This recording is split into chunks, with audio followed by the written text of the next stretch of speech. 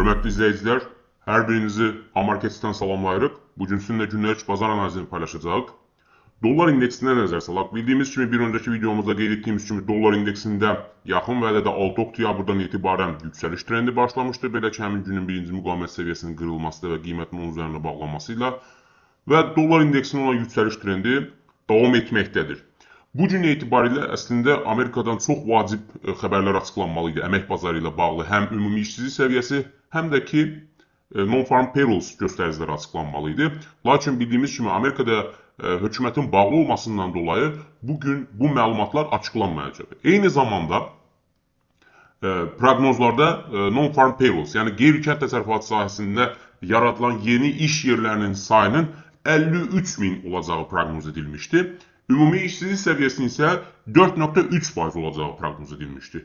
Bildiyimiz kimi federal ehtiyatların yaxından izlədiyi bu göstəricilər əslində Fedin yaxın zamanda, yəni növbəti görüşdə faiz dərəcəsini aşağı salıb salmayacağı bu datalardan asılı idi. Əgər əmək bazarında negativ tendensiya davam edərdisə, bu federal ehtiyatların faiz dərəcəsini endirəcəyi anlamına gələ bilərdi və bundan dolayı da bu həm dollar indeksinə negativ təsir edə bilərdi, eyni zamanda səhəm bazarının da yüksəlməsinə təsir edə bilərdi. Çünki federal ehtiyatların faiz dərəcəsini aşağı salması həm bazarda likvidliyi artırmış olur, eyni zamanda dolların dəyər itirməsinə səbəb olur.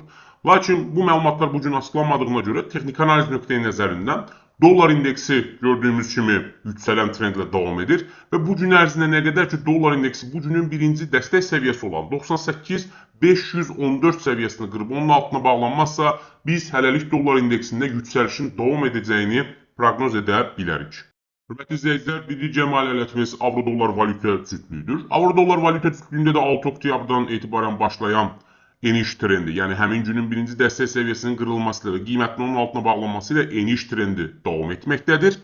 Və bugün ərzində də nə qədər ki avro-dollar valyuta cütlüyü bu günün birinci dəstək müqavimət səviyyəsi olan 1.16281 səviyyəsini qırıb onun üzərində bağlanmazsa, biz hələlik avro-dollar valyuta cütlüyündə enişin davam edəcəyini proqnoz edə bilərik.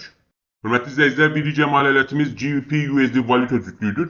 Diqqət etsəniz, GBP-USD valyuta cütlüyü də əslində 2 oktyabrdan etibarən başlayan range ticarətini bir mənada 7 oktyabrda aşağı yönlü qırmış oldu və qiymət həmin günün birinci dəstək səviyyəsinin altına bağlanmış oldu və həmin tarixdən etibarən GBP-USD-də eniş trendi başlamış oldu və hal-hazırda da eniş trendi davam edir. Gün ərzində nə qədər ki GBP-USD valyuta cütlüyü bu günün birinci müqavimət səviyyəsi olan 1.33893 səviyyəsini qırıb onun üzərində bağlanmazsa, biz hələlik İngilis funtu və dollar valyuta cütlüyündə enişin davam edəcəyini proqnoz edə bilərik. Hörmətli izləyicilər, birgə maliyyətimiz qızıldır.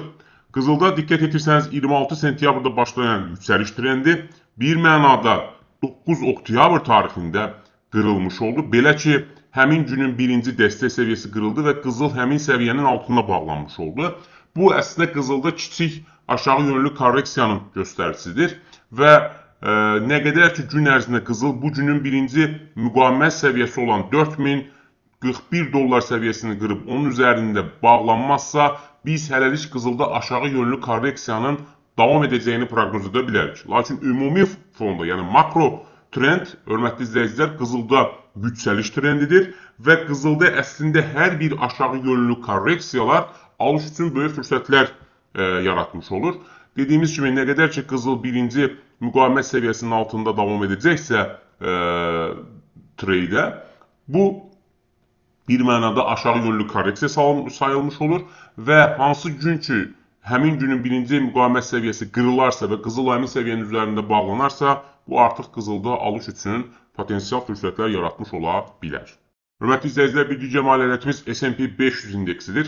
S&P 500 indeksi də 6 oktyabrdan etibarən bir mənada range içərisində ticarət olunur və xüsusilə Amerikadan bugün əmək bazarı ilə bağlı göstəricilərin, yəni məlumatların açıqlanmaması səhəm bazarında da böyük bir qeyri-müəyyənlik yaratmış olur. Çünki investorlar əmək bazarı ilə bağlı vəziyyətin müsbətmi və yaxud da negativmi olduğunu müəyyən etməyə çalışırlar və buna əsasən öz mövqelərini açmaq və yaxud da ki, bağlamaqla bağlı qərar verəcəklər. Çünki əgər federal ehtiyatların faiz dərəcəsini aşağı salma ehtimalı güclənərsə, bu səhm bazarında yüksəlişə və yaxud da əmək bazarında müsbət tendensiya yaranarsa, bu federal ehtiyatların faiz dərəcəsini aşağı salmayacağı ehtimalını gücləndirə bilər ki, bu da S&P 500 indeksinin aşağı yönlü korreksiyaya səbəb ola bilər. Qeyd etdiyimiz kimi, gün içərisində əgər birinci müqavimət səviyyəsi qırılıb, onun üzərində bağlanarsa S&P 500 indeksi, bu bir mənada alıcıların güclü olduğunu, yox əksinə, bugünün birinci dəstək səviyyəsi olan 6756 dollar səviyyəsi qırılıb, onun altına bağlanarsa, biz S&P 500 indeksində satışın daha güclü olduğunu söyləyə bilərik. Hörmətli izləyicilər, gün ərzində sizə çatdıracağımız xəbərlər bu qədər. Sizə uğurlu ticarət arzulayırıq. Sağ olun.